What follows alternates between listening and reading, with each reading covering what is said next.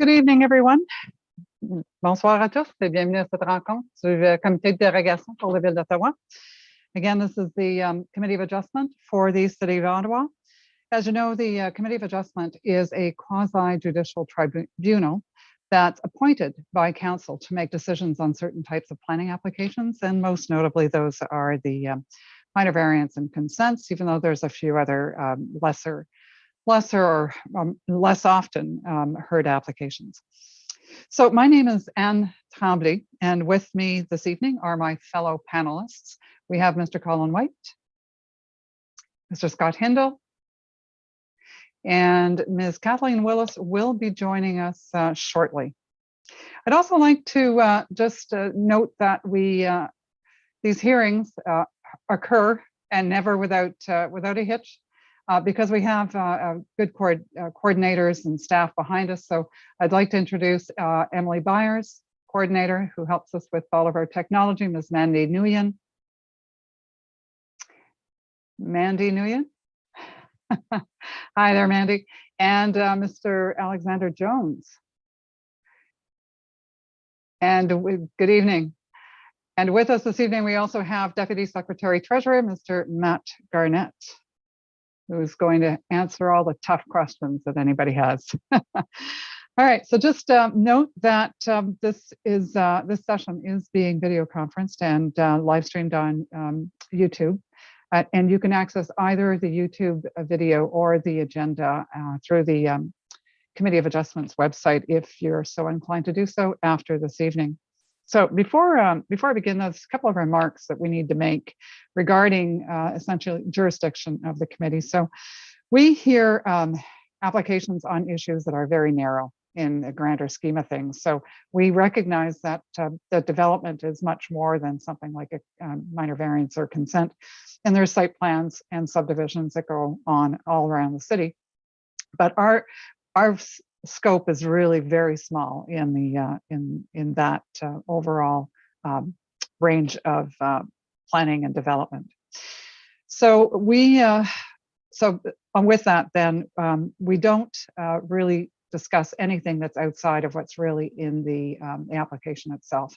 So if it's related to something like traffic or it's related to something very much more a site planning issue, that's not something that we can consider here. We also don't take into consideration things like property values and property maintenance and all of that. That's set aside and not considered in our decision, as is not prosecution for illegal construction. So that too is sort of off the table for us. We will not at any time entertain any negative or derogatory statements about either the applicant, the landowner, or a neighbor, or anybody. So please remember to be respectful throughout the proceedings. And finally, if we find through the course of discussion that in fact greater relief for a minor variance is required then, or changes to a consent application for whatever reason, then we need to step that application down, allow for recirculation to correct the application, and then we would hear it at a subsequent hearing. Also, as part of the statutory public notification requirements, each applicant is required to post a sign on their property and then file a statutory declaration with the committee. So tonight we'll be doing that orally, as we have all along on our online hearings. If we don't get that statutory declaration or oath from you, then we can't proceed with your application. With respect to quorum, we're still online. And if there is issues with technology where we lose quorum, we're 4 tonight. Loss of quorum is, I believe, if we're only down to 2.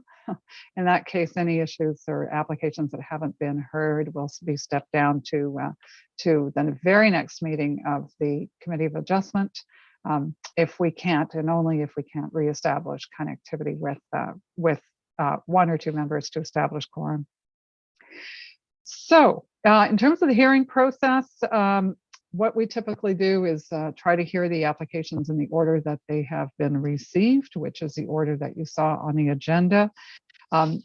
We can ask you for a presentation, applicants, or maybe not. Maybe we'll simply go to questions of clarification, where we start with the panel members. And once all of that is done, we then move to the public portion. I do have a speakers list.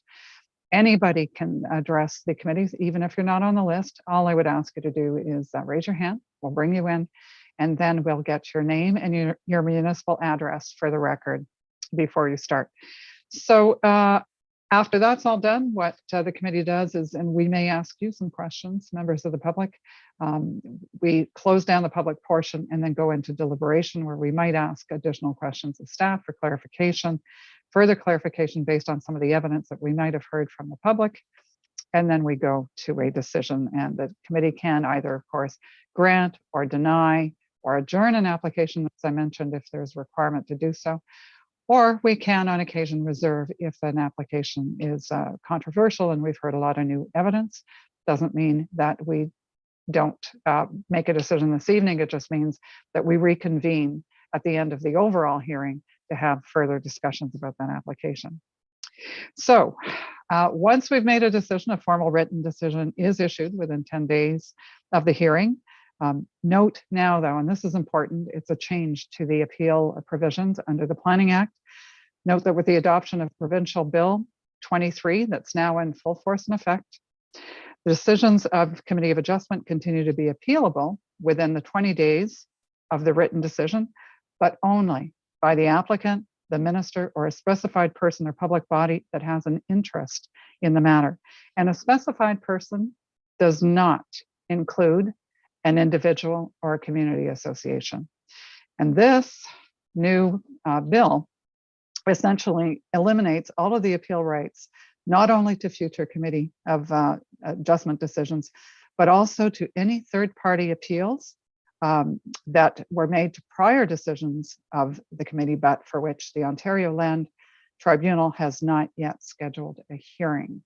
So we will repeat that if need be a little bit later in the hearing, if you want to hear that, but it is now part of our normal remarks at the beginning so that everybody is aware that there has been a restriction on those appeal rights. So with that, we can now go to items of business. I do need to ask members, does anyone have a conflict of interest with any of the items that are before us tonight, or with any of the panels 1 or panels 3 that met earlier today? No. All right. For the record, there's no declarations of conflict of interest by any of the panel members. Confirmation of the minutes. Do we have any? Nope, we don't have any. Oh, yes, we do. My apologies. We have 2 sets of minutes. So I need someone to move on the adoption of the minutes for November 2nd. Ms. Willis, thank you, and seconded by Mr. White. And I need to abstain as I was away for that hearing. And on November 16, I need a mover for the adoption of those minutes. Mr. Hindle, seconded by Mr. White. So great, that's terrific. So we have that done. All right, so back to other business before we get going. I think then that leaves us with the adjournment request. I've got a 2, and I've got another one that I think we're going to want to discuss as we go along. So let's start with applications number 7 and 8. It's for 300 Michael Street, and I'm looking for the agent, Mr. Sewer.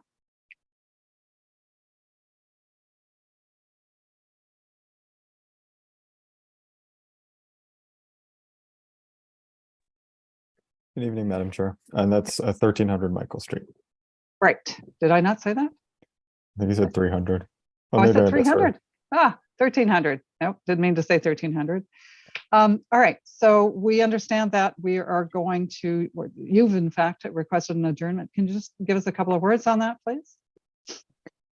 Yeah, sure. So basically, and I can pass to my colleague Christine to articulate it a little bit better, but basically our reason for adjournment is that the city's attached a condition to the severance application. I think it's condition 1 that requires a road widening on the severed and the retained parcels, and it's contrary to a previous agreement that we have evidenced in writing that would only take the road widening on the severed parcel.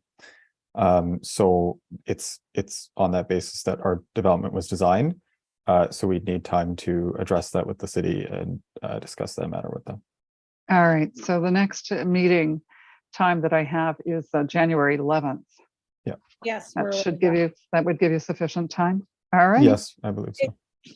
If I can add an additional comment, Madam Chair, we also were going to submit an updated site plan that just corrected a minor discrepancy with the draft reference plan, but it doesn't change anything about the building or anything like that. It was just the line work needed to be adjusted. All right, very good. Thank So you. any questions from panel members before we go to the public? No questions? All right, so Mr. White, go ahead, please. Thank you, Madam Chair. Just one question. Reading the staff planning report, they have included conditions with respect to requested conditions with respect to road widening, and another with respect to maintenance liability agreement. But my understanding is that this development is subject to site plan control. That's correct. Question: why can't these conditions be dealt with through that process and leave us to deal with the consent? So through you, Madam Chair, there's a couple of reasons why we disagree with conditions. After our pre-consult, it was confirmed from staff that they would only be taking the road widening on the severed lands. The severed lands are what the site plan control area applies to for this particular development, and the retained lands are excluded from that site plan application. The condition 2, which relates to that private agreement between the city and the owner of the retained lands, I don't believe they're able to push that condition through site plan because those lands are not subject to the site plan application. The retained lands were supposed to be excluded completely. There was not to be a road widening on those lands, and they also wouldn't be able to apply conditions to it. So that's the basis upon which we disagree with both conditions 1 and 2. We were aware of the site triangle, and that's not a concern. Thank you. I wonder if, Madam Chair, if you just get a comment from staff on this question. I'm just suggesting that why can we not deal with the application in absence of these conditions, not dealing with these conditions, leave that to be resolved as part of the site plan approval process? I know from past experience that maintenance liability agreements have been dealt with through the site plan approval process. But maybe if staff could just comment, I'd appreciate it. We can ask, I think it's Ms. Scalzaro who's on this, but I would be, so it's always been our practice to require, especially for road widenings, it through a condition in the severance. So if we're going to veer from that, because I think what you're saying is, you know, we could change the condition to say it would apply to the severed parcel, but not the retained. And staff is essentially asking, we've heard discussion from staff on this before, where they're looking for both. So is your suggestion then, Mr. White, that we would amend the condition and then what are you proposing in terms of a solution? I'm suggesting we leave both conditions, not deal with them in our forum here, to the site plan approval process. The Planning Act gives authority for taking road widening under the site plan approval. Is there a reason why that cannot be done and that we have to be? Well, I think what Ms. McQuaig explained is, yes, they can take it under only one portion, not under both portions, right, Ms. McQuaig, if I understood correctly? So it's only through the consent application process that they can now take the road widening from not just the severed parcel, but also from the retained parcel. The retained parcel does not form part of the site plan, if I understood that correctly. And because it doesn't form part of the site plan, they can't take it as a condition from that process. Madam Chair, does staff agree with that? Ms. Clazaro, can you, are you able to join us?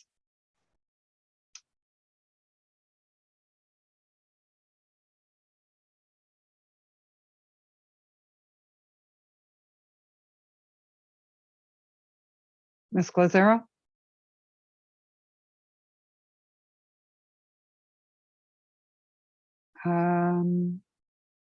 Is Ms. Kelly? Ms. Kelly, are you able to maybe? It's really just a process question I'm asking. Yeah. So maybe Ms. Kelly, you can help us. Through you, Madam Chair, I don't know the nuance of the application, but I can speak in general. It's my understanding that your statement is correct, that if we were to take the road widening on the retained land, it would only be able to do that through the consent. But I can't speak to the specifics of this application, unfortunately. All right, thank you. Ms. McQuaig, you had your hand up. Did you want to say anything? Yes, thank you, Madam Chair. As you were saying, this is the reason why they've applied that condition, because they cannot take the road widening on the retained lands through the site plan. However, it was advised to us after our pre-consultation application that they would only be taking the road widening on the severed lands, and they knew that we were coming to the committee for a severance. So they did advise that they acknowledged the impact to the retained lands, and that the retained lands were supposed to be sort of not touched and kept separate out of this entire process. And it was confirmed to us that they wouldn't be taking the road widening on the retained lands. And so that's why we were surprised by the condition being applied. And we acknowledge that it was a concern for us and an issue for us. Miss Lucy Ramirez did reach out to us today to request a meeting next week to discuss this. If the committee wanted to proceed on the basis of amending those two conditions or removing those two conditions, we do still want to request the adjournment so that we could submit the updated site plan that was consistent with the draft R plan. Thank you. All right, thank you. Ms. Glazero, I see that you're joined us. Go ahead, please. Ms. Glazero? Sorry, folks, I have to plug in my laptop at this point because it's about to die. So, Ms. Glazero, I see your hand is up. Did you want to? All right, okay, maybe. Good evening. So we can't hear you. Now, Chair. Yes, I can hear you now. Okay, I'm trying to keep my headset on. My apologies for this. To answer the question quickly, it was noted in the first round of comments as part of the site plan agreement, as part of the site plan control comments in the first round that were provided to the agent in June, that right-of-way protection was going to be obtained for both the severed and retained lands. And the agent acknowledged this. They provided an acknowledgement to that condition. But apparently, I guess there was some misunderstanding about that. But I do have the site plan agreement, the first round of comments from the site plan control application in front of me, and 6.19.4 was specifically noted right-of-way protection for both the severed and retained lands. All right, so okay, it sounds like there's more discussion required between yourselves. So we'll go back then to the January 11th proposal to bring the application back. All right, if there's no other questions from the panel members, I am going to open it up to the public. Is there anyone in the audience who would like to speak to the adjournment request to January 11th on this application? Not seeing anybody, and I don't believe there's anybody else on this application. Let me just check. No, just the agent. Okay. All right. In that case, I think we can go to a vote. Members, all those in favor of the adjournment to January 11th? All right. For the record, the adjournment is granted unanimously. So we'll see you back on January 11th, and good luck in your discussions. Thank you. All right. Okay, we're going to go to number 9 at this point, which is for 184 Marie, I believe, and I'm looking for Mr. Venkiff.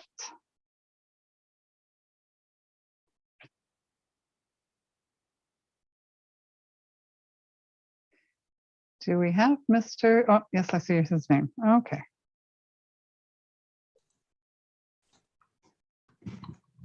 Good evening. Good evening, Madam Chair, members of the committee. All right, so we are looking to adjourn this application. You're aware? Yes, we need a bit more time to finish the revised design, but it's at about 75%. So I estimate we'll be submitting it by email by the end of next week. Okay, so you know we're going into holiday season, and it gets harder and harder to. I mean, what you're talking about is if you're only at 75% sort of design, I guess, on the overall site. I'm going to suggest that we give you till February 1st. Okay. All right. I'm okay with that. Yes. Okay, members of the panel, thoughts, comments, questions? Mr. Hindle? I just had a question. In the previous time you were before us, there was question about needing additional variances or changes to the plan. In this case, are you planning to make changes to the plan, or do you anticipate additional variances or requests being required? We've revised the plans to avoid additional variances. When did you do that? Because according to our report, they still hadn't received your revised plan. Well, I have. I mean, we're completing revised plans that will communicate that we don't need any additional variances. All right. Any further questions? All right. In that case, I'm going to go to the public on this now. Is there anyone in the audience who wants to speak to an adjournment request to February 1st? And I have two members of the public, a Mr. Pritchard and a Mr. Heisler. On the adjournment, any comments? If not, Mr. Pritchard is on the call. all right. Mr. Pritchard, any comments on the adjournment to February 1st? I am concerned the property abuts our property on the rear. We're just talking about an adjournment. We're not talking about the application. Let me finish, Madam Chair. I am concerned that the adjustments do not seem to be forthcoming. And as I understand it, there should also be a site plan. Am I mistaken? All right, so Mr. Pritchard, I'm going to invite you to call the Committee of Adjustment staff to get the information that you need. All right, so that you can be prepared on February 1st with the information you need. So with that, then, if there's no one else in the audience who'd like to speak to this adjournment request to February 1st, committee's panel members, all those in favor? All right, so for the record, the application is adjourned to February 1st. And we're hoping we see revised plans, Mr. Beniquet, and no new surprises, no new minor variances, because otherwise it would probably make more sense to adjourn sine die. But if you're telling us you're coming back with essentially the same proposal, but with some revised plans, then we'll see you on the 1st. Mm-hmm. That's correct. All right. Okay, we'll see you then. All right, thank you. Okay, there's one other application, two applications actually, that we would like to call down just to have a discussion about whether or not an adjournment is required. And that's applications number 10 and 11 for 124 Graton Avenue. And I think I'm looking for Ms. Sewer this time.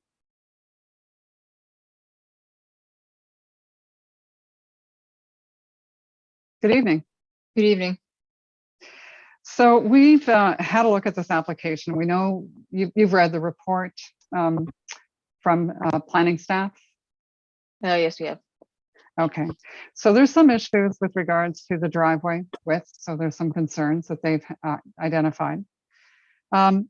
We've also, and I guess I'll need Ms. Clazero's help on this, possibly just to confirm. When we look at the notice and we look at the minor variances that are being requested, they're not the same. So I'm looking, for example, at both for part 1, A and B.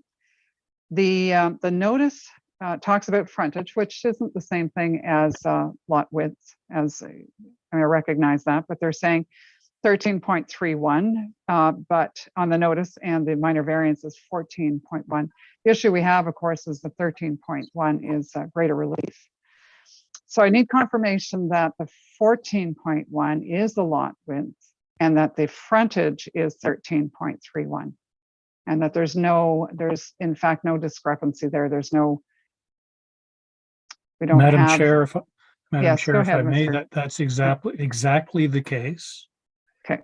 The frontage for both of the lots is 13.3, but for part one, because it's not a rectangular lot width by definition is 14.1. So the notice is correct, and it was correct the first time, and it's still correct. Okay, that's fine. We just want to confirm these things. The second one has to do with the lot areas for both part one and part two. So we are aware that there is a 1.6 meter strip that from the laneway that's being counted. Can you just confirm to me that the difference in the lot areas from the notice to what you're requesting in your minor variances is in fact reflects the addition of that 1.6 meter strip? Ms. Sewer can confirm this, but my understanding is yes, the relief being sought includes the land associated with that city-owned parcel at the back. Yep, that's correct. All right, okay, just there was, these things pop out, and sometimes we just want to make sure that there was no issue with any of those. The other matter that I guess we're a little bit concerned about is the storm water management system in that City View area.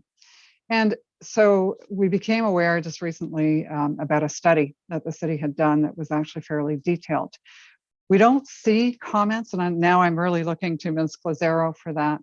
We're not seeing any comments with regards to that study in the staff report. Ms. Clazzaro, can you tell me why we're not seeing some of that information? Thank you, Madam Chair. That was not, I wasn't aware of that study, so I'll admit to that omission. I believe it was brought up after the fact by one of the senior planners who reviewed the file, but they missed it as well. So I'm happy to go back and take a look further at that study if you'd like some more information about how the proposed development either is in line with or not with that study. Yeah, so, and I think that's where the committee is at. We're a little bit uncomfortable because our understanding is that there may be some conditions that could be applied to ensure that that this essentially is, there's a lot is created and development occurs in a way that doesn't compound or increase issues within that neighborhood. So we would be looking for a revised staff report that would specifically contain comments with regards to that stormwater study that was completed for January 11th. So we wouldn't want to delay this any further. We would, but we want to be sure to have that component and understand whether or not there's conditions that need to be added. So, Madam Chair, this is a rather unexpected development. I'm certainly unaware of the study that you're referring to.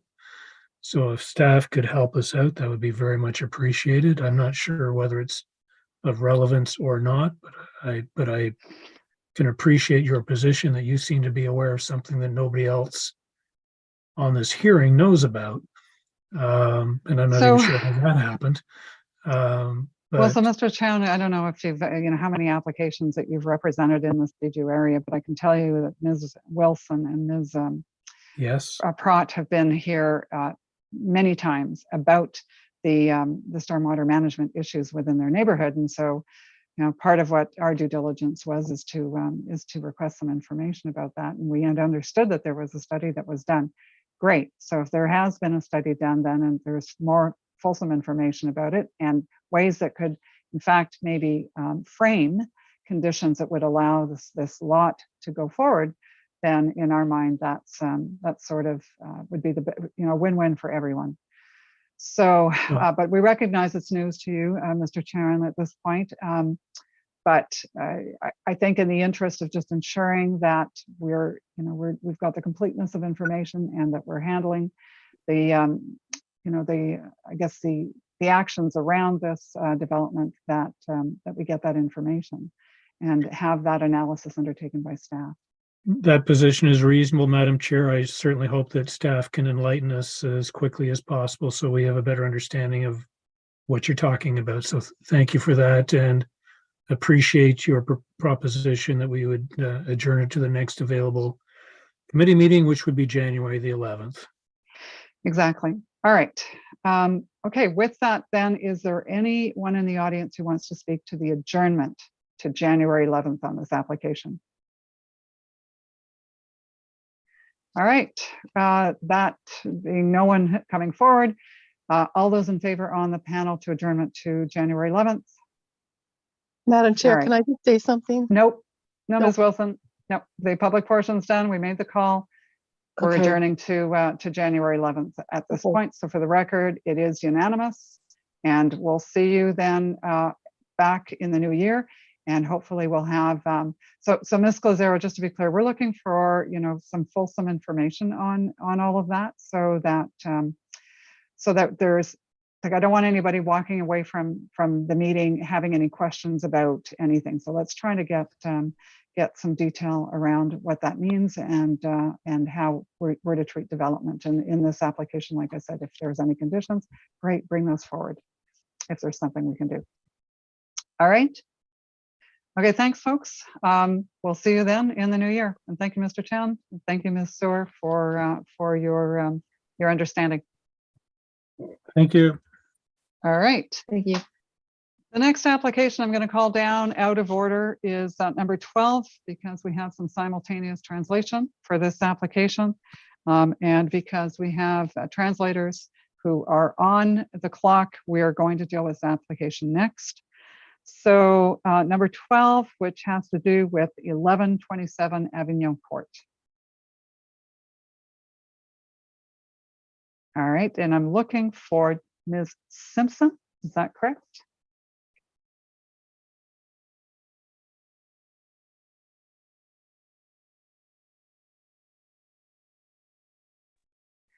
Ms. Simpson. Hi, yes, hi. I'm here with Miguel Tremblay. Okay, I'm going to need to read to either yourself or to Mr. Tremblay about for the oath or solemn declaration. So who am I speaking to then? To you, Ms. Simpson? Yep, I am now in the room. Thank you. Good evening, Mr. Tremblay. All right, so do you solemnly swear or affirm that the notice provided to you as part of the application process and by the committee was posted at the property to which the application applies, that it was there for the prescribed number of days before the hearing, and that it was clearly visible and legible for the entirety of that time? Do you either swear or affirm that to be true? I swear it's true. Okay, thank you very much for that.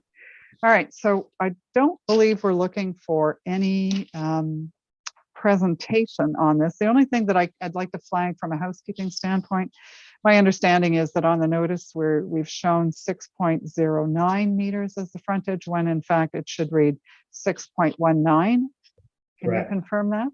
I can. Right. Excellent, excellent. So with this then, I'm going to turn it over. Like I said, I don't believe we need a presentation. So I'm going to turn it over to the members of the panel for some questions from the agents on this application. Now, we've seen this application come forward before, so I think there's been quite a bit of work done over the last several months. And if anybody on the panel has any questions for Mr. White, go ahead, please. Thank you, Madam Chair. Just one question concerning the, well, it's a recommended condition from planning concerning the soil study on, I guess it's on the vacant part of this this existing development. I'm wondering what the nature, this is sort of unusual for a residential area, what the nature of that, what sort of brought that about? What type of storage did we see? What was this, heavy equipment, or was it simply something like a camper trailer that's owned by the property owner? A little bit of background on why a major study like that's required to be carried out on this site. And which condition? Remind me, Mr. White. So I think it's number 2. Number 2. Okay, I see it now. All right, so I'm looking for Ms. Kelly. Yes, sorry, you're already there. That's good. She is already anticipating being called. Can you give us some information about that condition, please? Yes, through you, Madam Chair. It's my understanding that at the previous public hearings, members of the public raised some concerns about potential contamination on site. Since the previous adjournments, staff had time to review available aerial imagery, and we also met with specialists at the city's environmental remediation division, and we looked at the aerial imagery, and they indicated that the property use, which showed some vehicular storage, we weren't able to ascertain what vehicles were stored on site, but what it was apparent that there was hard surface and vehicular storage on site. And the environmental remediation division indicated that there could be cause for environmental impacts, and thus recommended a soil investigation. As written in the condition, the remediation division provided some parameters for the scoping of that investigation.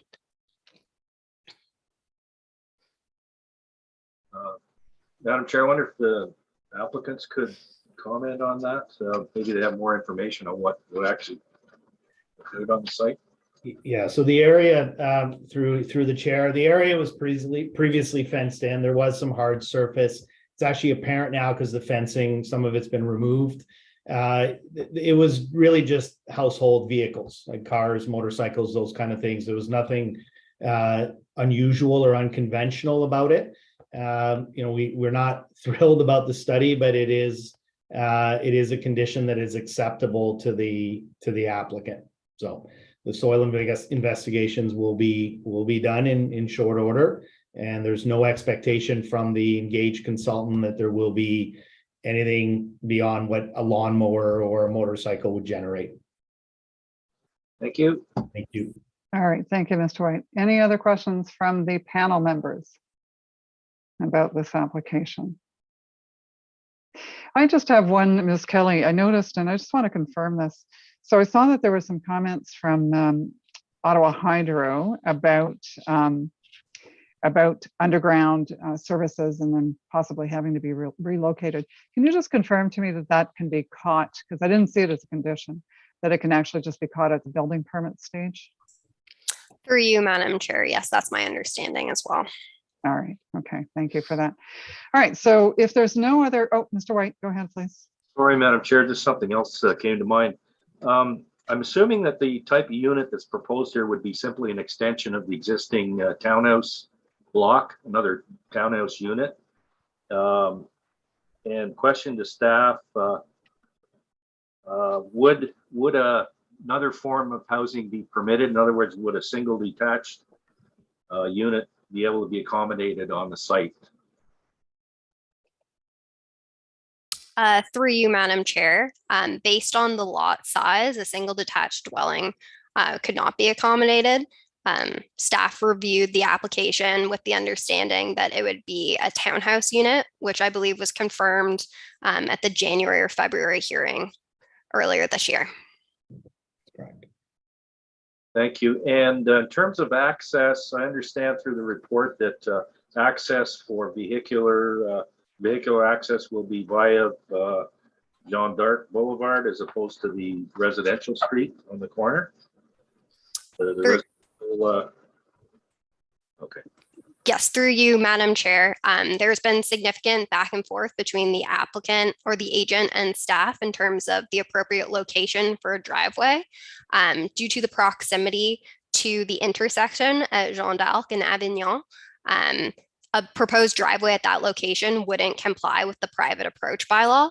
Therefore, the only location really that would be feasible would be for a driveway on Jean d'Arc. So to ensure that that occurs, staff have requested essentially two conditions. So we're requesting a 30-centimeter reserve along Avignon to ensure that the driveway is placed on Jean d'Arc, and then a site plan as a condition of the application as well.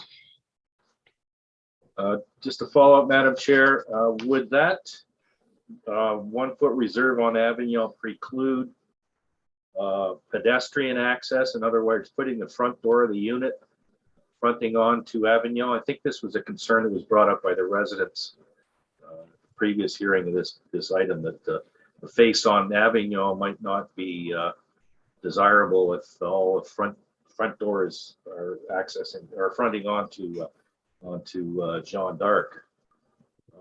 Would that 1 foot reserve preclude the ability to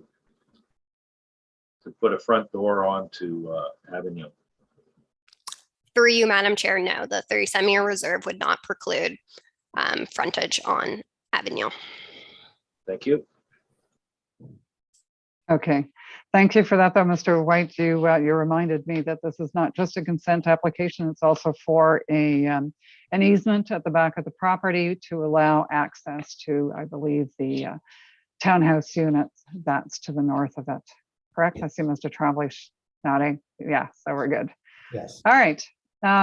Any other questions then from the panel members? All right, so I'm going to open it up to the public at this point. I know that I have a speakers list here, and I believe that Mr. Summers, who has his hand up, is the first one on my list. So Mr. Summers, go ahead, please. Oh, sorry, Mr. Summers, you're on mute. Sorry, we're having trouble hearing. We can't hear you. Do you have me now? Yes, we do. Okay, thank you very much. First, I'd like to correct a bit like what the yard was used for. There was from 6 to 8 vehicles in various state of repair. And there was, if you look at the land height compared to my property, which I'm very next door, there's been 18 inches of stone dust that was added to the yard to turn it into, well, something that looks like more like a commercial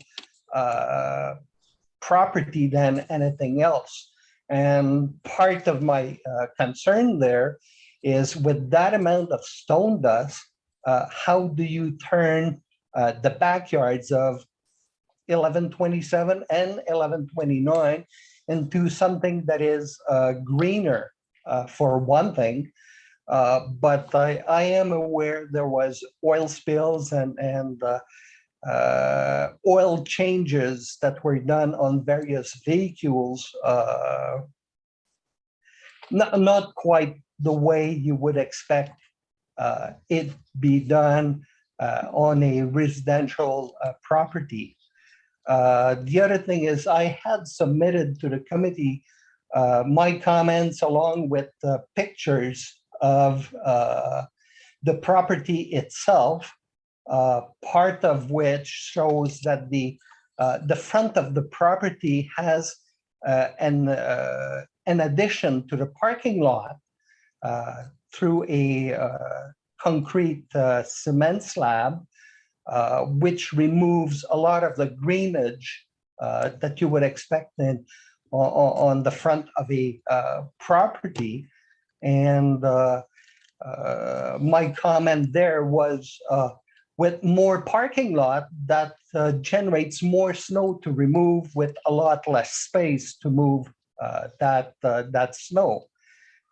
And there was the side of the property where there's a gas meter over there, and the furnace exhaust pipes and everything. So depending on what gets appended to the property, that could be a concern of itself.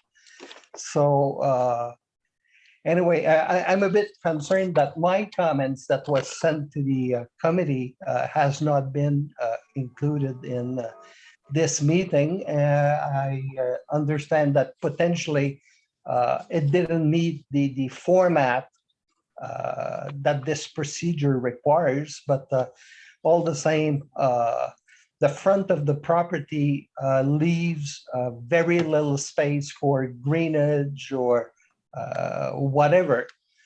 And that's part of my concern there. Mr. Summers, I have your comments right here. So we did receive them. What I don't have though is the pictures. So we get a summary of your comments. I do have a question for you though. Do you have pictures of the property when all of those cars were on it? I would have to dig, but I remember that there was a huge party that the entire neighborhood could not ignore because of the loudness of it. And there was some sort of a very large tent that was added. But yes, I can try to dig some pictures, either from my stuff or from neighbors, but I'm fairly sure there's something. So specifically, so Mr. Summers, specifically with regards to the cars, I guess. So we didn't get that from you now, but it would be interesting to know if you had some of those to back up some of your comments that you made about there being many cars and on the property. So that might be helpful because we do have a condition as part of the approval that the applicant will need to, in fact, undertake a study that will look at, and I'll, rather than making up the words, essentially they have to undertake a report summarizing the findings with regards to the soil and the integrity of that soil and whether or not there is in fact any contaminants on it. So we do have a condition that covers that issue, but it would certainly be interesting to know if you have any of those photos that would be helpful to understand what that previous use was. I'll be searching diligently. All right, that's great. A lot of people put up their hands. So I'm going to go to Mr. Tremblay. I know Ms. Willis had her hand up. Mr. White, did you have your hand up at one point as well? I'll start with Mr. Tremblay and we'll go through the list. Mr. Tremblay.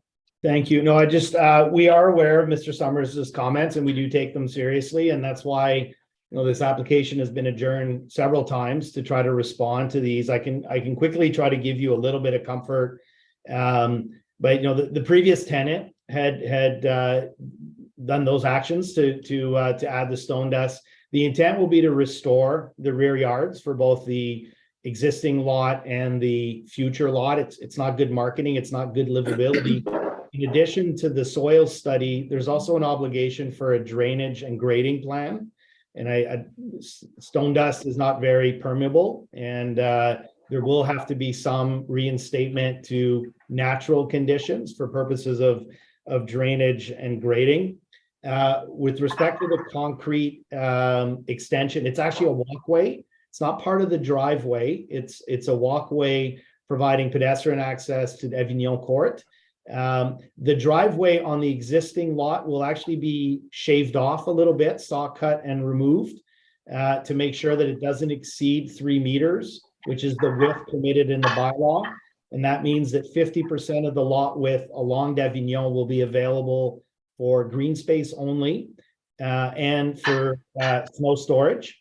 There's also a condition that requires a tree planting for both the existing and the new lot. So you can take some comfort that the frontage along 1127 Cour d'Avignon will be restored and greened. And then the new lot has the same obligations both in the front, side, and the rear. And then lastly, the meters are going to be relocated as part of the redesign for the end unit. So thank you. All right. Thank you, Mr. Tremblay, for that overview on, because it's important. And Mr. Summers, just know that the approvals are tied to plans. So there is a requirement to, in fact, implement what it is that what we have approved or what we will approve possibly. Okay, any other comments or questions of our speaker from our panel members at all? No? All right. We have a second speaker, Mr. C'est Cudier. Je pense que j'ai mal prononcé. Hein. Cuirier, exactement, comment est-ce qu'on prononce votre nom? Ah, vous êtes sur mute. On vous entend toujours pas. Et maintenant? Oui, oui, c'est parfait, merci. C'est bon, d'accord. Madame la Présidente et membres du comité, j'aimerais savoir s'il y a un représentant de la ville en présentiel ce soir au comité. Il y a un membre de quoi? Pardon, je n'ai pas compris. Un représentant de la ville? De la ville. Oui, on a l'urbaniste qui est sur l'application. L'urbaniste ce soir, c'est Madame Kelly qui est ici avec nous. Moi, j'aurais une question à 2 volets pour Madame Kelly, à savoir maintenant, est-il permis d'avoir un devant de maison complètement en asphalte et en béton, sans végétation? Et la deuxième question, est-ce qu'il est permis de jeter, pelleter ou déplacer la neige d'une entrée de cour sur la rue? OK. Pour la première question, c'est déjà quelque chose qu'on vient de discuter avec M. Tremblay qui a expliqué. On a un plan d'emplacement pour le site. Quand on fait une approbation, l'approbation est directement reliée au plan d'emplacement qui a été soumis pour l'application. M. Tremblay vient d'expliquer qu'en fait, qu'est-ce qu'ils vont faire, c'est de s'assurer que toute la verdure qui est indiquée sur le lot, les 2 lots, en fait, vont être retournés. Comme en autre mot, ils vont ajouter de la végétation qui est nécessaire. Monsieur Tremblay, voulez-vous ajouter quelque chose? Oui, maintenant, la porte avant, ça va être 50% végétation, vert. Il y a une demande aussi d'ajouter un arbre et même que l'entrée de cour en ce moment va être rétrécie d'environ 30 cm sur le côté plus proche de, je crois que c'est 11, proche de M. Summers. Alors, il va y avoir une nouvelle bande verte, mais vraiment, ce n'est pas ça qui va accommoder la neige. Mais la neige va être repoussée sur le 50% qui va être au sud, plus proche de Jeanne d'Arc. Et non, ce n'est pas permis de pousser la neige dans la rue. Alors, ma question était pour le 11-27, il n'y aura pas de place pour la pousser, puisque la grande partie du terrain va maintenant être au 11-29. C'est dur à voir sans plan. J'ai un plan si le comité de la coordinatrice veut l'ajouter, mais il va y avoir encore environ 50% des terrains en avant du 11-27, la townhouse 11-27, qui pourra accommoder la neige et la verdure et le nouveau arbre. Alors, si je comprends bien, vous allez enlever le pad de ciment qui a été rajouté dernièrement.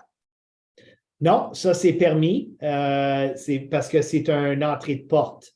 Peut-être, je pense, page.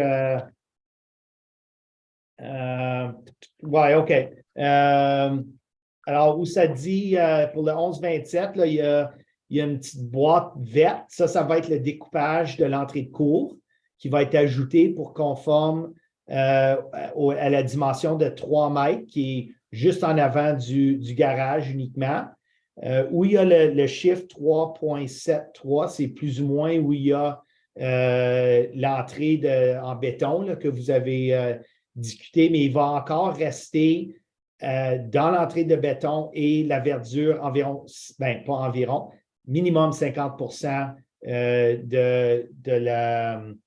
qui est environ 3 mètres, qui va être disponible pour la neige. Puis il ne faut pas oublier que c'est les mêmes dimensions de tous les autres townhouses qui sont sur la rue d'Avignon. Alors, moi, par exemple, si vous voulez aller à la première image encore. C'est la cour avant, là, donc vous décrivez. Oui. Hein? C'est ça, c'est la cour avant. En autre mot, les cours vont se ressembler d'une maison à l'autre. Ils sont identiques, oui. OK. C'est là qu'on va faire l'entreposage de neige. C'est ça. Reculez d'une autre, s'il vous plaît, puis je pense que vous allez le voir. Puis on peut voir ici qu'est-ce que M. Summers parlait, qu'il y a eu des démarches du locataire pour ajouter du stone dust. Okay. Can we get the slide that's previous to this? The very first one. Sorry. It's the cover page. Or that. OK. Il va y avoir une petite bande entre les deux de ce que je peux voir qui va être de la verdure. Après ça, C'est ça. OK. Mais là, on peut voir exactement où l'auto est stationnée. Alors, entre les deux propriétés, il y a le 11-27 et le 11-25, il n'y aura aucun espace vert. Oui, ben, il va y avoir un découpage. C'est justement là que j'essaie d'expliquer. C'est dur parce que je ne peux pas poser ma flèche, là, mais oui, il y a les gouttières. Oui. Et ça va être enlevé sur le terrain seulement de 11-27 pour réduire la largeur de l'entrée de cour pour l'auto. D'accord. Mais maintenant, le patio à droite pour un deuxième stationnement va rester valide pour un deuxième stationnement? Ce n'est pas pour un deuxième stationnement, c'est une entrée pour la maison qui est permis dans le règlement de zonage. Parce que si vous voyez l'entrée de la maison originale, c'est juste en avant de l'auto bleue où c'était fait en pierre. Et puis la nouvelle portion blanche, c'est du ciment qui a été coulé là et qui sert actuellement de deuxième stationnement. Mais ce n'est pas ça qui est prévu. On voit ça souvent. Malheureusement, Oui. on voit ça souvent, là, mais dans ce cas ici, là, on va faire par exprès pour réduire la largeur de ce que vous voyez là, pour que ça soit plus vraiment un petit trottoir qui mène à la porte en avant de l'unité. Puis après ça, on va faire le développement sur l'autre bord. Oui. Alors, le trottoir doit être déblayé, si je comprends bien. Hein? Toujours, oui. Toujours. Alors, où va aller la neige si vous déblayez ce trottoir-là? Alors, il va avoir, c'est dur à voir d'une façon, là, mais où il y a ça, c'est un arbre de crabapple. Il va avoir, c'est là que la neige va être placée, qui est pareil à d'autres townhouses sur la rue d'Avignon ou dans le quartier d'Orléans.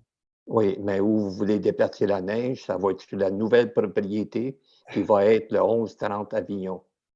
Non, ça donc, on va péter la neige chez le voisin. Non. Il y a des pratiques qui se passent d'une façon ou d'une autre dans les communautés. Comme vous savez, ce n'est pas toujours évident qu'on garde la neige sur notre propriété, surtout quand on a des façades qui sont si étroites. Mais en tout cas, on fait de notre mieux. L'explication de M. Tremblay, c'est que vraiment, on y a pensé, puis on essaye de faire au moins, de faire de la place puis espérer que c'est par là que la neige va être déblayée. Maintenant, la question à Mme Kelly. Est-ce qu'il y a un pourcentage de terrain à l'avant des maisons qui doit être adéquatement en verdure ou tout ce qui est végétation? Oui, je pense que c'est 50 50 oui, je pense que c'est 50 Alors, on est loin de là. On va avoir une bande qui va être à peu près, je dirais, 5 À l'intérieur de 50 c'est permis d'avoir d'autres surfaces. Ce n'est pas nécessairement complètement vert. Encore, si vous passez peut-être en tout cas, ma présentation n'est plus là, mais c'est le contexte qui est identique à ce qui est en face sur la rue d'Avignon. Moi, je le vois, là, malheureusement, vous ne le voyez pas, mais vous le voyez chaque jour plutôt. En face du 11-27? C'est ça, l'autre côté de la rue. Oui, ça, c'est chez nous. Il y a une entrée d'auto. Okay. Et il y a une entrée d'auto. C'est le contexte est identique, M. Cuyari. Pas tout à fait d'accord, M. Tremblay. Miguel, c'est ça. C'est ça, c'est ça. Mais qu'est-ce qui est important aussi de reconnaître, c'est que pour les dérogations mineures, il n'y a aucune. Fait qu'en autre mot, ça n'a pas déclenché le besoin d'avoir une autre dérogation mineure. C'est des bonnes questions, mais tout ce qui se passe, tout ce qui est proposé est quand même en dedans de les standards et les provisions du règlement de zonage. Sinon, on serait en train de parler aussi des dérogations qui viseraient exactement de ce que vous parlez. C'est de s'assurer qu'on aurait assez de je sais pas, la verdure en avant ou parce que c'est. On a des règlements pour ça, mais on n'a pas de dérogation mineure devant nous par exprès, puis c'est pas parce que ça a été manqué, c'est parce qu'il n'y a aucun besoin d'en avoir un autre. C'est ça. Mais je dépose mes arguments, là, ils ont été déposés. Alors, j'espère seulement que le bon sens va prévoir dans vos discussions pour autoriser la dérogation. OK. Je vous remercie. Merci beaucoup. Merci pour votre participation ce soir. Merci. Okay, so with that, those names, I believe, are the only two names that I had on my speakers list. So is there anyone else in the audience who would like to come forward and address the committee? All right, I'm not seeing anyone else at this point, so I'm going to close the public portion down. I guess, Mr. Tremblay, Ms. Simpson, I guess the question I have for you is with regards to the conditions. Any comments or questions about those? I mean, we don't love all of them, but the applicant is prepared to respond. The soil clearly, the soil condition is clearly in response to community and committee discomfort, so they'll accommodate and they will get the soil study done. You know, if you're truly asking my opinion, I find the noise attenuation study is kind of onerous and unnecessary because, I mean, everything here is 1980s construction, 2022 construction related to walls, drywall, insulation, exterior finishes, and windows will be of a superior quality than anything that's out there right now. It is, in my mind, unnecessary, but I understand that it is a relatively standard condition on a collector road.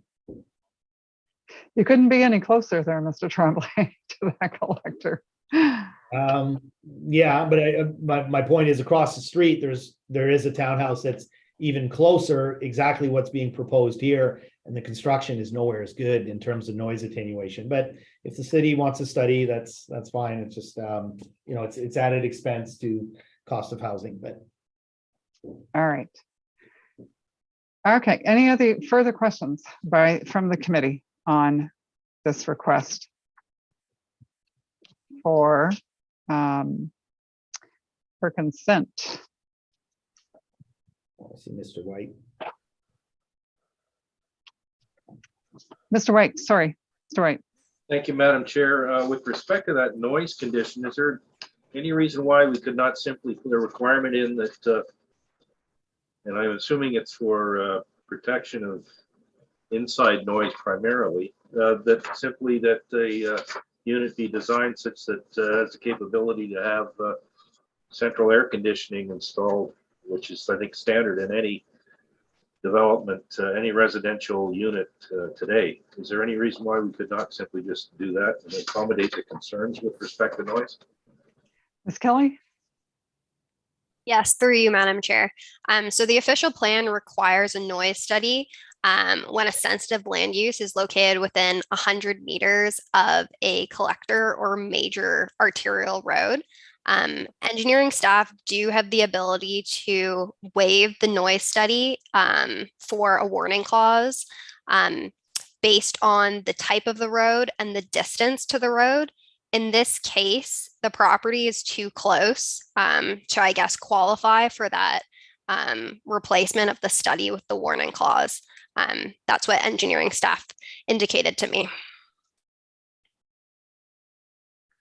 I mean, the reality is single pane windows don't exist anymore. Like every window in the market, if you walk into Lowe's, is designed to a certain noise standard. It's going to be exterior siding, insulation, and drywall. The noise study is not going to tell us anything revealing. And again, given that everything out here is 1984 construction, it's going to be leaps and bounds as to what is already there. But you know, if the city wants to study, they want to study. But I just look. I agree, Mr. Tremblay. I think, in fact, the proposal that Mr. White had for air conditioning in the unit, I think serves us even better than the noise study, in the sense that at least the residents won't need to open their windows in the middle of the summer, right? So.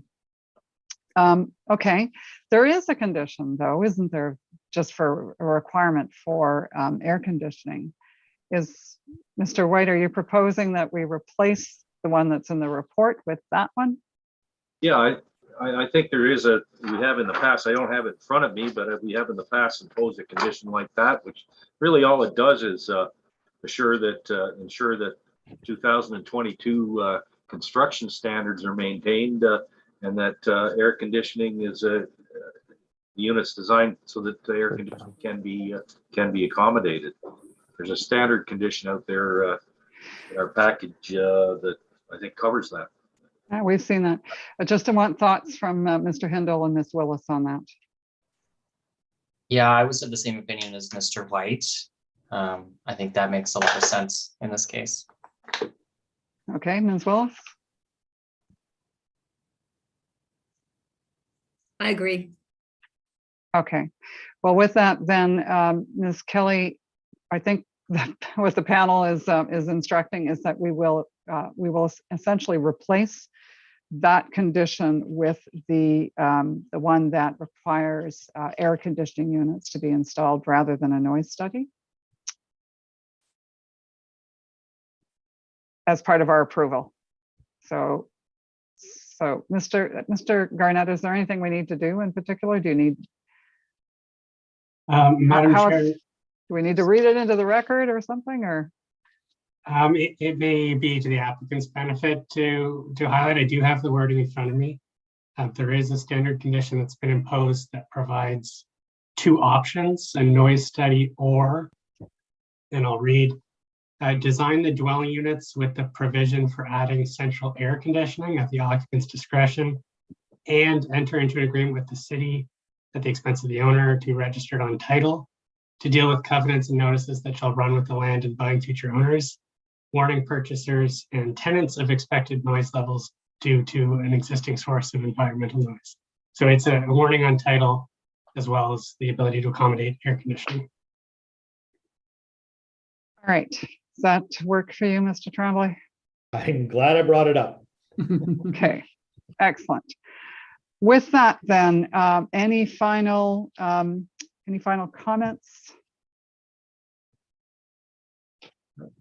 So I just want to make one comment. I guess I was wrong in something I said a little bit earlier. I had indicated that the approval will be tied to plans, but not to, I mean, only to the extent that it's to the consent, not to the overall proposed development. The fact that we've seen something doesn't mean that they're being tied to that. There's no minor variances, which, to be honest with you, I think is kind of what surprised me all of a sudden, that there's no minor variances to this. So so it's not tied to plans in that sense. It's tied to the draft survey plan that's been submitted. So okay, I think we're ready for a vote, panel members. So all those in favor? All right.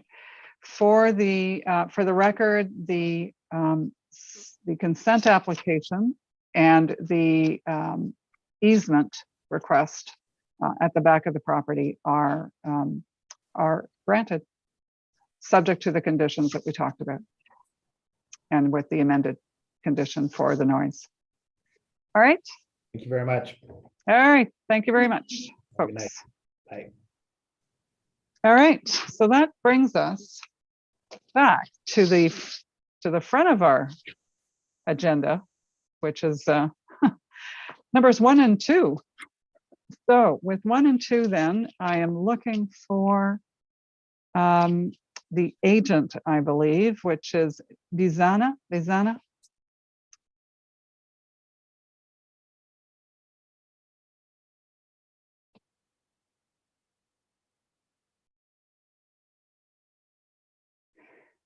Do we have Robin Bezana? I'm not seeing the name. Oh, yes, I am now. All right. Good evening. Good evening. Okay. Before we get underway, I need to read to you. Do you solemnly swear or affirm that the notice provided to you as part of the application process and by the committee was posted at the property to which the application applies, that it was there for the prescribed number of days before the hearing, and that it was clearly visible and legible that entirety of that time? Do you either swear or affirm that to be true? I swear, I affirm, I am the one who put him up. All right. Okay, perfect. That's good enough. Okay. we're not going to request a presentation, so I'm going to open it up directly to questions on the consent and the minor variance application for 1173 Serval Road. Any questions? No questions from the members of the panel. Okay. Then I am going to open this up to the public. I don't have anybody on my speakers list at this point. So anyone in the audience would like to come forward and speak to this application, speak to either the consent application or the minor variance application? Now's your chance. Okay, I'm not seeing anybody come forward. So Mr.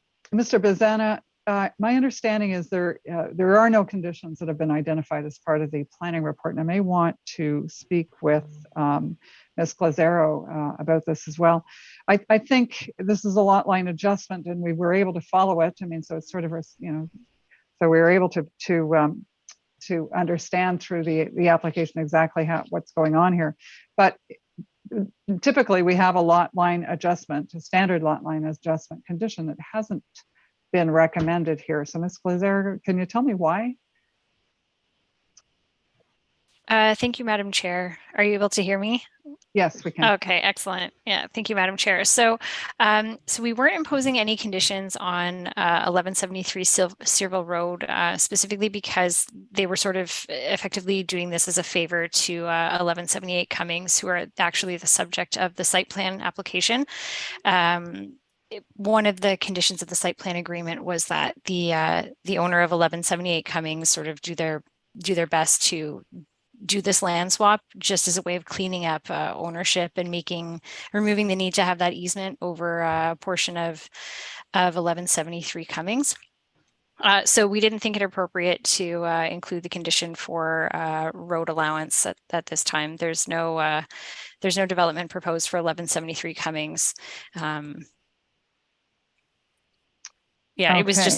It was effectively we figured they could have pulled out of the agreement at any point if we were going to impose all these conditions on them. So the staff who were in charge of the site plan application decided it was not necessary or appropriate at this time to request that. All right. Any questions from panel members on that? Yes, Ms. Willis. Madam Chair, wasn't the question about the lot line, the normal lot line adjustment where it only gets conveyed to the adjacent property and and it will merge on title? Is that not the one we were talking about instead of the road widening? Yes, that's what I'd understood as well. So if you hadn't raised it, I was going to go to Mr. Garnett on that one next. Okay. So, okay, Ms. Glazero. My apologies for that one. Sorry, Madam Chair. Again, it was not identified as by the staff who were in charge of the site plan application as a concern. So I was mostly following their guidance in terms of what conditions were being requested through this report. All right, Mr. Garnett, maybe you can come forward. I guess at this point, I'd like to evaluate the risk of not imposing it. Okay, so the requirement, Madam Chair, is for a stipulation in the certificate that I guess what's informally known as once a consent, always a consent, won't apply. So in other words, typically if the committee grants consent to a piece of land, it can be reconveyed indefinitely to any other owners. It's the creation of a lot. This condition that applies to lot line adjustment stipulates that it's a one-time conveyance. It will only be transferred once. It cannot be reconveyed without further consent. And in addition, it requires an application to consolidate the conveyed lands and the recipient parcel. Okay, sounds pretty important in the scheme of things. So Ms. Glazero, based on the description that Mr. Garnett gave, would you recommend that we impose it at this point? Thank you, Madam Chair. I would like to I'd like to confirm it with the file lead for the site plan application. I'm surprised that he didn't identify that, but So if I know that he's anxious to get this addressed, so we can impose it. It actually sounds like something that your legal services would typically recommend that we do, to be honest with you. Yeah, agree. So, so I think I'm inclined to want to impose it. Mr. White? Thank you, Madam Chair. Yes, this is a standard procedure for lot line adjustments and easement type consents. You don't want to be able to have someone come here and convey this small piece of land separately, willy-nilly. What this stipulation under the Planning Act does means that any subsequent conveyance effort has to come through the Committee of Adjustment for consideration of a consent, which is not likely to happen in a case like this anyway. But it's important that the stipulation be applied, that part lot control applies to this ad infinitum forever, and unless a person comes back to the Committee of Adjustment for consent later on. Standard procedure. And I think the consolidation is also, which, if I understood things correctly, is also part of it. So that, okay. Mr. Bazana, how do you feel about that? Well, the reason why we are here is first of all, wouldn't the legal department asked or brought up this question during the first round when the SBA was approved by the planning department and it was sent to legal department? Because this is the first time that we hear about this, or I hear about this, one. And two, the reason why this is being done or this is being asked is there will be a park and a multi-use pathway that will be on part 57912. 12 is owned by Case Desjardins. So what we're doing is we're going to acquire, Place Lux will acquire 11, 12, and 13, and we're going to transfer over 6 to Case Desjardins because we don't need part 6. It's in the middle of, it's right slab in the middle of both lands. And once everything is completed, part 12 will be transferred over to the city of Ottawa for them to, 5, 7, 9, and 12 will be to the city of Ottawa to maintain and build the park and the multi-use pathway. It's just that now that if we have to go through other hoops than for our building permits, we're out of the ground, we're in the ground, we'll be out of the ground. We're actually waiting for this to be able to continue and to get our permits and to continue this multi-project. Okay. Mr. Garnett, I guess I'm wondering at this point if there's any other way to word this, or yeah, any other way to capture this? And also just to add, we've received a question at the beginning of the week from Mr. Botten concerning the multi-use pathway. We answered the questions that he had, and nothing else was, and he was sending everything back to the legal department for their final approval. Okay. Thoughts from the committee on this?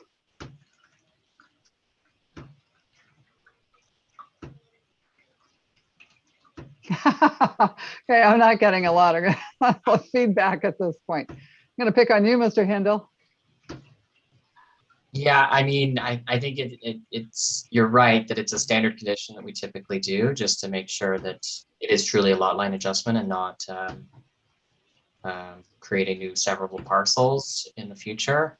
In this specific case, it sounds like it's going and ultimately will be transferred to the city. So at which point I'm a little bit less concerned about that. And ultimately they're such tiny and undeveloped parcels with no access to road or any other. Not at all. To be correct, I would tend to want to impose the condition, but out of an abundance of encouraging good faith on this, I would be tempted to allow it to slide. Okay, So it's low risk. You say it is low risk, and I think I would agree with you on that. Ms. Willis?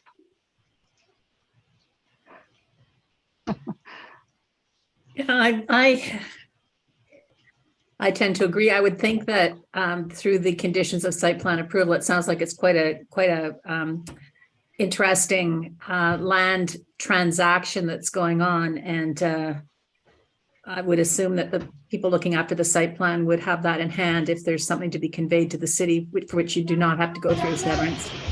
So I'm okay with it, leaving it as is. Okay, all right. And Mr. White, no objections? Okay. All right, so we're not going to impose it because I tend to agree with Mr. Hindle that if this in fact is being transferred to the city, the risk, seeing a bit of a no risk, not no risk, but I guess very low risk. So we're not going to impose it. With that said, all right. Is there anything more we need to cover? Any questions before we go to, I believe we've gone to the public, right, with no one coming forward. So on the consent application then, folks, all those in favor? All right, for the record, the consent is granted unanimously. And on the minor variance application, all those in favor? All right, again, for the record, the minor variance application is also unanimously granted. So, all right, thank you very much, Mr. Bazana. All right, bye now. Okay. Application number 3 and 4 is next. And that one is for 2400 Sheffield Road. And the agent that I have is Mr. Cook. I'm here, yes. Good evening. All Good right, evening. so before we get going, I'm going to need to read to you. Do you solemnly swear or affirm that the notice provided to you as part of the application process and by the committee was posted at the property to which the application applies, that it was there for the prescribed number of days prior to the hearing, and that it was clearly visible and legible for the entirety of that time? Do you either swear or affirm that to be true? I do affirm that to be true. Perfect. Okay, no presentation again required from you. This is a consent application and a minor variance, I believe. There's no minor variance. It's There's just no minor variance. consent for Just- permanent easements. All right, it is for the easements. That's right. I was looking and I was going, normally when I see two numbers, it's consent and I'm thinking, oh, no, that's right. It's the two easements. All right. Are there any questions from the panel members on what's happening here, or no? It was clear. The materials were actually quite good. All right. With that, then, and I understand you're in the site plan process for both parcels. Well, There may, I don't believe so. There's no development associated with these. The parcels over which the easements are being granted, I believe may at some point be developed, but that's not part of this application. all right. Okay. Just wondered what was going on there. Okay. I don't have anybody on my speakers list for these either applications. So is there anyone in the audience who would like to speak to these easement consent applications for easements essentially at 2400 Sheffield Road? Okay, I'm not seeing anybody come forward. There are no conditions that have been proposed by the planning department. It's actually very kind of very straightforward, very simple sort of application, I guess, in a lot of ways. If there are no further questions from the members of the committee, then I think we can go to a vote. And I just want to be sure I have the two addresses correct here. So they're both, no, they're not. So on the first application, number 3, which is 2400 Sheffield, all those in favor? Okay. So for the record, the application relating to 2400 Sheffield Road is granted unanimously. And on the next application, which is actually 2360, 2380, and 2382 Sheffield Road. All those in favor? Okay. For the record, the consents for easements on that identified property is granted unanimously again. So I think that's it. There's no conditions. There's nothing else really. So thank you very much then, Mr. Cook, for your time. Thank you. All right. Okay, number 5 and 6. And this is for 2396 Cleroux Crescent. And we have a minor variance application. Let's see, and a consent on that. So I'm looking for Mr. Robinson. I sense Mr. Robinson's coming forward. Good evening. Okay, so, all right, I have 2 reports, that's fine. Okay, need to read to you, Mr. Robinson, before we get going. Do you solemnly swear or affirm that the notice provided to you as part of the application process and by the committee was posted first on the property to which the application applies, that it was there for the prescribed number of days prior to the hearing, and that it was visible and legible for the entirety of that time? Do you either affirm or swear that to be true? I swear that to be true. All right, thank you. Not looking for a presentation again on this tonight. I am going to open it up to members of the committee directly at this point. Yes, Mr. Handel.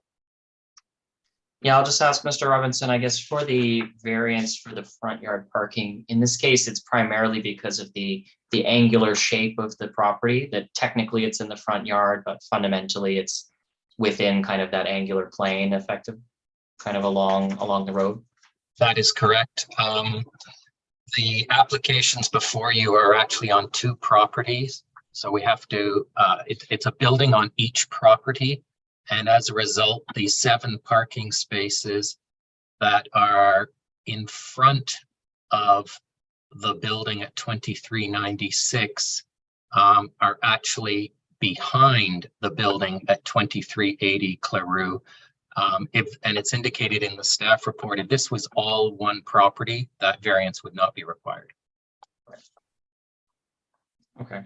And then on the parking side, you have no qualms that it's a fairly minor reduction, that there will be any problems with over or undersupply in this development? No, and as was before this committee a few months ago, I was before the committee on another application asking for a reduction in parking. The parking reduction is against the resident component. So people who move into the building are fully aware of the number of parking spaces, but the full complement of visitor parking spaces is still being provided. And that's policy of the planning department generally on applications that are submitted for a parking reduction. Okay, great. Thank you. Any other questions? So Robinson, so just remind me, where are you on these site plans for both these parcels? Very well, it's one site plan application. We're very close to the completion. The file lead is sort of awaiting this, and there's just a couple of other minor little civil engineering matters that need to be cleared up. We're very close to the completion of the site plan approval process for this property. All right, okay, good. All right, if there's no further questions for clarification by the committee, I don't have any members of the public on my speakers list. So is there anyone in the audience who would like to come forward and speak to the committee about either the property at 2396 Cleroux or at 2380 Cleroux? And I'm not seeing anybody come forward on this. And because there's no consent, there's no conditions. All right, so I guess we can go to a vote on this, members of the panel. So on 2396 Cleroux Crescent, all those in favor of the minor variance? All right, for the record, the application for that address is approved. And on the application for 2380 Cherou, all those in favor? Okay, again, unanimously, the application is granted. So, so thank you, Mr. Robinson. Good luck. Thank The you. project looks like a very interesting one. Thank you, and all the best for the holidays. Thank you. Bye-bye. You too as well. Bye-bye. Good night. All right, that brings us, folks, to, I believe, our last application for the evening. Number 13, lucky number 13 at the end of the agenda. And I'm looking for Mr. Yakichuk.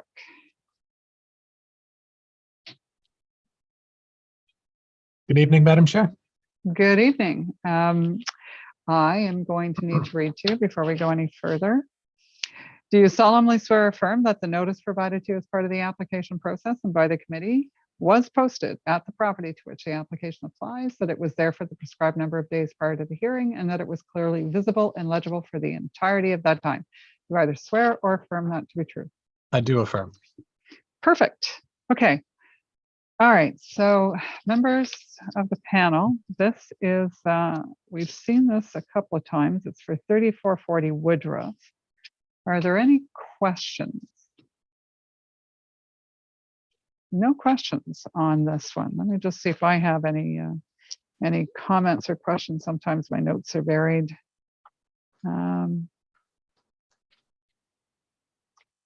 Okay. And is there an easement involved? I just want to be sure that we're flagging those. Yes, there is an Yes, and you have easement. two, yes, to establish easements and rights of way. Okay, for municipal services. All right, Mr. White. Thank you, Madam Chair. My understanding that what was standing in the way of us dealing with this application the last time was the existence of a secondary plan in the previous official plan, which has since been repealed. Secondary plan for area 4, 5, and 6 of South Nepean. So maybe staff just to confirm to me that all of the special provisions that were included in that secondary plan are now gone essentially, and I'm referring specifically to policies in that secondary plan that provided some special consideration and special buffering requirements, etc., for the Heart's Desire community from the existing development to the north of it, and also with respect to the restrictions on the type of development that would be permitted on the vacant lands that, or sorry, the lands that might be otherwise subject to consents that we are dealing with tonight to create some additional lots. Is that correct? Essentially, those policy provisions of the former secondary plan no longer apply, are no longer included within the wording of the new official plan. Ms. Kelly?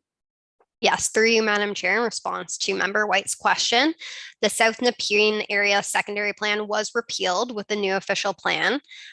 Some of the policy direction, which provided deference or protection to properties on private services, were replaced with area-specific policies, specifically Annex 9, which speaks to private service enclaves. So essentially, the policy direction in the new official plan is that any properties on private services have to have a minimum lot area of 0.4 hectares. And that's essentially to provide protection of the environment and minimizing potential risks to human health and safety. But in regards to the policies that were previously contained in the secondary plan with respects to consent, those are no longer applicable. Thank you. All right. Any further questions? Mr. Handel. Madam Chair, there was a bit of a discussion about proposed condition 3, which talks about independent services that be provided, but also that in this case, as the condition is currently worded, that those services cannot cross a proposed severance line. However, it's my understanding that in this case, the proposal with the easement and the servicing, especially for the lot in the rear facing the court, that we are in fact exactly servicing across severance lines. So we may need to look at adjusting that condition in this case. All right, thank you, Mr. Hindle. I had forgotten about that one. So, Ms. Kelly, what we're proposing literally is to just simply delete words from that condition that read, do not cross the proposed severance line and.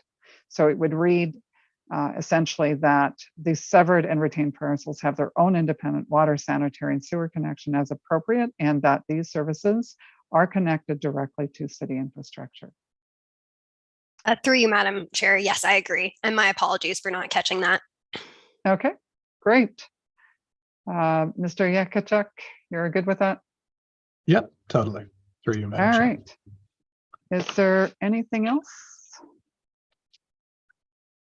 All right, if there's nothing else, let's see, do I have anyone? I do have somebody. In fact, I have two people to speak to this application that's on my speakers list. Do we have a Mr. Prescott? Yes, we do. Mr. Prescott, come on forward.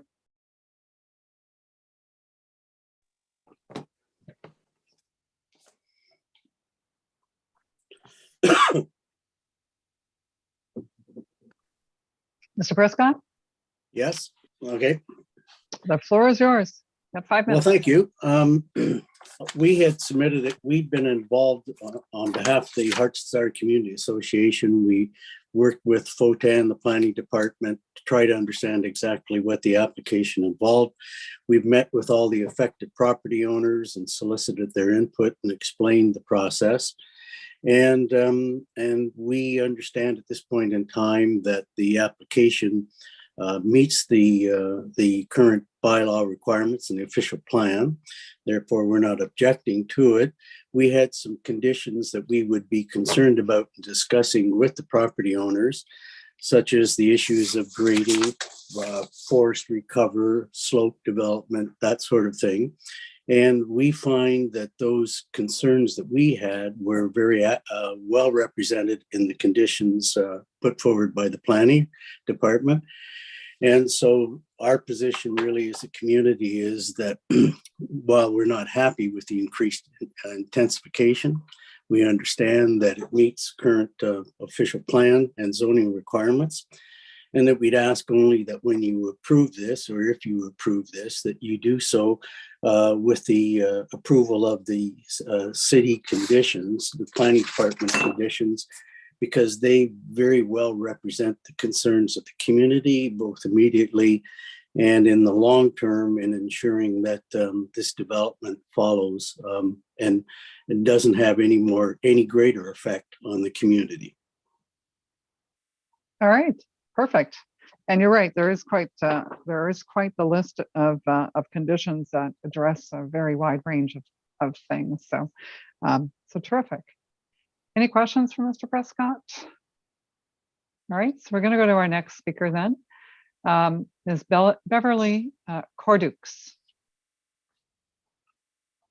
Ms. Cordukes doesn't appear to be on the call. She is not on the call. Okay. With that, then I'll just open it up to anyone else who might have an interest in this application at 3440 Woodruff. Is there anyone else who would like to address the committee and speak either for or against the application? All right, I'm not seeing anybody else come forward on this at all, so I'm going to close the public portion of this. And I see that Mr. Hindle, you seem to have a question. Go ahead. Yeah, sorry. Thank you, Madam Chair. I'm just looking again at the proposed conditions, and I think I see again that we have a noise condition that's been proposed for an attenuation study in this case. I think to be consistent with how we're discussing on Avignon Court, I think propose that we add a similar condition, kind of amend this to include the option of design for air conditioning as we did on the other property. especially given that this is a piece of Woodruff, but it's very, very much a less trafficked section of Woodruff than in the rest of the community. All right, thoughts from other members? Weigh in on this. What do you think? That in what condition is that, Mr. Handel, just off the hand? Oh, it's number 8. Number 8. Okay, thank you. Thoughts, Ms. Willis? I'm fine with that. All right. And okay. All right. Then I think that is something that we're going to propose, and I guess this is Ms. Kelly. So we would be looking to replace that condition number 8 with exactly the same wording that, which includes, it's not just the, there was 2 parts to it. Oh, it's a warning clause, and it's the air conditioning. It's the 2 components. So, all right. I guess I was going to ask you what your thoughts on that. Any issues? Because I think and when I say that is, my first reaction was Woodruff, really on Woodruff. We're gonna, but if you tell me that this is a really sort of quiet area, can you confirm that, Ms. Kelly? That what does this part of Woodruff look like? Through you, Madam Chair. As mentioned, the official plan does identify Woodruff, or this portion of Woodruff. It's classified as a collector. And the official plan policy direction is not flexible. It outlines that a sensitive land use within 100 meters of a collector, a noise study is required. So that was the policy that staff relied on to request the study. Okay, Mr. White. Madam Chair, just as a matter of history, and Mr. Prescott knows this quite well, Woodruff Avenue used to extend through to connect with Prince of Wales Drive some time ago. And part of the secondary planning process that was undertaken by Nepean back in the, I guess it was back in the 1990s, and in consultation with the community, the Woodruff access to Prince of Wales was closed, and the roadway was downgraded from I think at the time it was an arterial, downgraded to a local collector road, and certainly much less traveled today than it was back in, or would have been if it had been maintained open to this day. So I have no problem with the concept of simply requiring the design provisions for buildings here to include the ability to install air conditioning for the attenuation of noise. All right. And there's no chance of this being reopened, is it, to Prince of Wales? Woodruff? No. No, Madam Chair, Right. the Minto subdivision adjacent was designed with the road being closed. All right. It's interesting. I drive down almost to the end of Woodruff fairly frequently now, and I don't quite get this far. So I get a chance to see it. All right. Okay. Any other further questions? No. And I believe I made the last call for anyone else to come forward, and I don't believe we got any response to that. So we're pretty much at a point where we can make a decision. Then, members of the committee, all those in favor of this consent application? All right. So with that, then the application is unanimously granted and subject to the conditions as proposed, save and accept with regards to condition number 8, where we are replacing it with the requirement for air conditioning and a noise warning clause. Right? Okay, I think that concludes our agenda items for this evening. So thank you very much, Mr. Prescott and Mr. I hope I'm saying Yakachuk correctly. Yeah. Yes, Mrs. Chair. Thank you very much. All right, thank you. And with that, then I do need a mover and a seconder to close the meeting. So a mover, please. Mr. Hindle, seconded by Mr. White. And with that, then, thank you to our coordinators again tonight, to Ms. Kelly, to Ms. Glazero for being here. We didn't see Ms. our forester, Ms. Young, Ms. Young. Ms. Young isn't here this evening, I guess. So, but so thank you, Ms. Kelly. Thank you, Ms. Cordero. And we will see you in the new year. But hopefully we'll see you sooner, like next week at some point. Yeah. All